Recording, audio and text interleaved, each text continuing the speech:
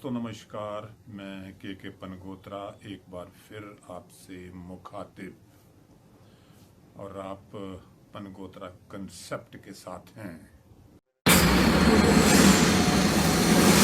तो दोस्तों 6 जून को प्रधानमंत्री कश्मीर को जाने वाली रेल को हरी झंडी दिखाने के लिए जम्मू कश्मीर में थे और उस कार्यक्रम में मुख्यमंत्री उमर अब्दुल्ला भी थे। तो उद्घाटन के बारे में तो ज़्यादा मैं बात नहीं करना चाहूँगा क्योंकि सबको पता है कश्मीर तक रेल जो है वो पहुंच गई है। यानी जो कहा जाता था कश्मीर से कन्याकुमारी, तो एक सपना साकार हुआ। तो इस मौके पे जम्मू कश्मीर के मुख्यमंत्री उमर अब्दुल्ला साहब ने भी कहा था कि ये सपना बड़ा पुराना था, अंग्रेजों का सपना भी था लेकिन उनका पूरा नहीं हुआ। तो 2025 में प्रधानमंत्री महोदय ने इसको हरी झंडी दे दी, ये मुकम्मल हुआ। ये एक बात। दूसरी बात जो खास मैं आपको बताना चाहता हूँ, मुख्यमंत्री उमर अब्दुल्ला ने, प्रधानमंत्री भी वहाँ बैठे हुए थे, उन्होंने एक वक्त की याद दिलाई जब प्रधानमंत्री नए प्रधानमंत्री थे, जम्मू कश्मीर में आए थे। वज़ीर आज़म साहब, इसको किस्मत कहिए, मुकद्दर कहिए, और मेरी शायद पहली हुकूमत का आखिरी प्रोग्राम ठीक इसी जगह आपके साथ 2014 में। और इत्तेफाक की बात यह है वज़ीर आज़म साहब कि उस प्रोग्राम में 4 लोग शामिल थे, 4 आज भी इस स्टेज पे आपके साथ बैठे हैं। आप उस वक्त पहली मर्तबा वज़ीर आज़म बने थे। इलेक्शन के ठीक बाद आप यहाँ आए और आपने माता की कृपा से यहाँ कटरा रेलवे स्टेशन का इनॉग्रेशन किया। उसके बाद लगातार 3 बार इलेक्शन जीत के आप वज़ीर आज़म इस मुल्क के बने रहे। आपके साथ आपके MOS PMO doctor Jitendra Singh साहब, वो भी उस प्रोग्राम में मौजूद थे। यहाँ तक कि हमारे माननीय लेफ्टिनेंट गवर्नर साहब मनोज सिन्हा साहब उस वक्त MOS रेलवेज की जिम्मेदारी संभाले हुए थे जब यहाँ कटरा रेलवे स्टेशन का इनॉग्रेशन हुआ। और खुद मैं वज़ीर आला के तौर पे मनोज सिन्हा साहब की अगर आप देखें तो माता की कृपा से प्रमोशन हुआ, मेरी अगर आप माने तो थोड़ा सा डिमोशन हुआ।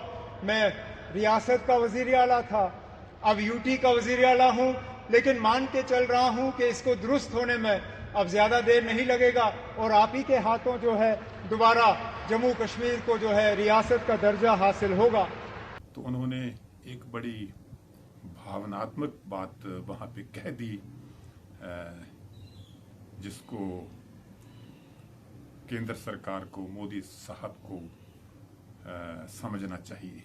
बड़ी भावनात्मक उन्होंने कहा कि 4 लोग तब थे और 4 लोग आज हैं, लेकिन LG साहब जो हैं उनकी तो पदोन्नति हो गई, प्रमोशन हो गई, लेकिन उनकी अवनति हो गई, डिमोशन हो गई। तो ये बड़ी भावनात्मक बात थी। ये पहली बार नहीं है, कई बार उमर साहब राज्य के दर्जे का जिक्र कर चुके हैं, स्टेटहुड का जिक्र कर चुके हैं। जो ख्वाब जम्मू कश्मीर की जनता ने देखा था कि चुनाव होगा रियासत में तो हमारी एक अपनी सरकार होगी, तो ये बात अपने आप में बड़ी भावनात्मक बात है, बड़ी इमोशनल बात है।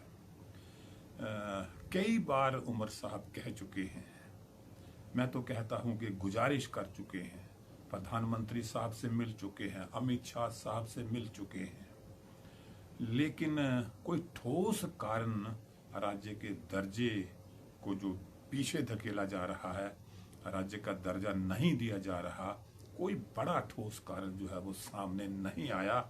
हाँ, ये बात जरूर की गई कि अभी समय नहीं है। तो समय कब आएगा इसके बारे में अब आवाम भी उतावला होने लगा है और आवाम को भी ये लगने लगा है कि ये क्या हो रहा है। वो अभी भी कहते हैं हम बिजनेस रूल्स देखते हैं, गवर्नर के इख्तियारात क्या हैं, हमारे इख्तियारात क्या हैं। और चीफ मिनिस्टर का कहना है कि मैं अपने चपरासी को भी ट्रांसफर नहीं कर सकता हूँ। ये हाल है चीफ मिनिस्टर का। मतलब ये क्या समझा जाए? अगर ये समझा जाए कि आतंकवाद, हम मान लें कि केंद्र सरकार चाहती है कि जम्मू कश्मीर से आतंकवाद खत्म हो जाना चाहिए, फिर हम जाकर स्टेट हुड का दर्जा बहाल करेंगे। तो आतंकवाद तो आप सब ने देख लिया कि जैसा कि अमित शाह साहब ने, गृह मंत्री ने संसद में कहा था कि 370 आतंकवाद की जड़ है, तो वो एक तरह से वो भ्रम टूट गया। ये नहीं कहा जा सकता कि सिर्फ 370 ही आतंकवाद की जड़ थी। अरे आतंकवाद की जड़ तो पाकिस्तान है और 370 निरस्त करने का पाकिस्तान पे क्या असर है? इससे आतंकवाद का कोई लेना देना नहीं है। आतंकवाद की जड़ें जाके कहीं पाकिस्तान में है, उसी की शय पे आतंकवाद होता है। ये 370 का होना ना होना अब तो सबको लगने लगे कोई मायने नहीं रखता। तो ये एक तार्किक बात नहीं होगी, रैशनल बात नहीं होगी कि आतंकवाद खत्म होगा तो फिर हम स्टेटहुड का दर्जा देंगे। दूसरे कयास हैं, क्या समझा जाए? ये समझ नहीं आता कि समझा क्या जाए।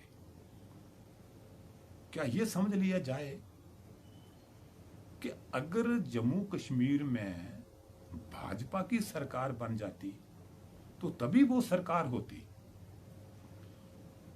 केंद्र में भाजपा नीति सरकार है, तो जिन्होंने भाजपा को वोट नहीं दिया तो क्या वो ये समझ ले कि नरेंद्र मोदी साहब हमारे प्रधानमंत्री ही नहीं है, अमित शाह साहब हमारे गृह मंत्री ही नहीं है? मतलब वोट किसी पार्टी को ना देना और उसकी सरकार ना बनना, क्या ये समझा जाए? क्या अब जम्मू कश्मीर में ये समझा जाने लगा है कि भाजपा की सरकार नहीं है तो अच्छी सरकार नहीं है? नेशनल कॉन्फ्रेंस और दूसरे लोगों ने मिलकर सरकार बनाई तो वो कोई सरकार ही नहीं है, वो कोई मुख्यमंत्री ही नहीं है। अरे लोगों ने एक ख्वाब देखा था, लोगों का भी एक सपना था कि हमारी अपनी सरकार, जिस सरकार को हमने चुना, बेशक किसी ने नेशनल कॉन्फ्रेंस को वोट नहीं दिया, वो एक दीगर बात है, लेकिन ये थोड़े कोई कह सकता है कि अब उमर अब्दुल्ला हमारे मुख्यमंत्री नहीं है। चुने हुए हैं भाई, हमारे मुख्यमंत्री हैं। उसी तरीके से जिस तरह प्रधानमंत्री चुने हुए हैं और हमारे प्रधानमंत्री वो हैं, इसी तरह उमर अब्दुल्ला को हमने चुना बतौर मुख्यमंत्री। तो अब वो कैसे मुख्यमंत्री जो एक ट्रांसफर तक नहीं कर सकते? आए दिन एलजी साहब के साथ खींचाता, बिजनेस रूल बना के दिए, वो भी रिजेक्ट हो गए। तो इसे क्या समझा जाए? क्या ये समझा जाए कि भाजपा जम्मू कश्मीर के आवाम को ये दिखाना चाहती है कि भाई आप हमारी सरकार बनाइए, भाजपा की सरकार बनाएंगे तो वो सरकार होगी, अगर और किसी की नेशनल कॉन्फ्रेंस की बनाएंगे या कांग्रेस की बनाएंगे तो वो सरकार नहीं होगी। उस सरकार के मुख्यमंत्री को हम कभी मुकम्मल मुख्यमंत्री नहीं बनने देंगे। तो फिर चुनाव का फायदा क्या था? और मुख्यमंत्री उमर अब्दुल्ला साहब इस पे थोड़े खफा भी हुए हैं कई बार। एक बार उन्होंने कहा था कि भाई अगर ये दोहरी शासन व्यवस्था, अगर ये यूटी वाली व्यवस्था ठीक है तो हर जगह यूटी कर दो, पूरे देश में यूटी कर दो। जब इससे अच्छी व्यवस्था ही कोई नहीं है तो कर दो, हर जगह यूटी कर दो। फिर जम्मू कश्मीर में ये यूटी का मसला जो है ये अभी लोगों की समझ से बिल्कुल बाहर हो रहा है। कि आखिर क्यों है। हमने कई लोगों को पूछा कि भाई इसका कारण क्या है, तो कोई ठोस बात सामने नहीं आती। कोई ना कोई ठोस बात तो सामने आनी चाहिए कि भाई ये वजह है, इस वजह से हम स्टेटहुड को बहाल नहीं कर पा रहे। तो एक बार नहीं, मैंने भी कई बार इस मुद्दे पे आपसे मैं रूबरू हुआ हूँ।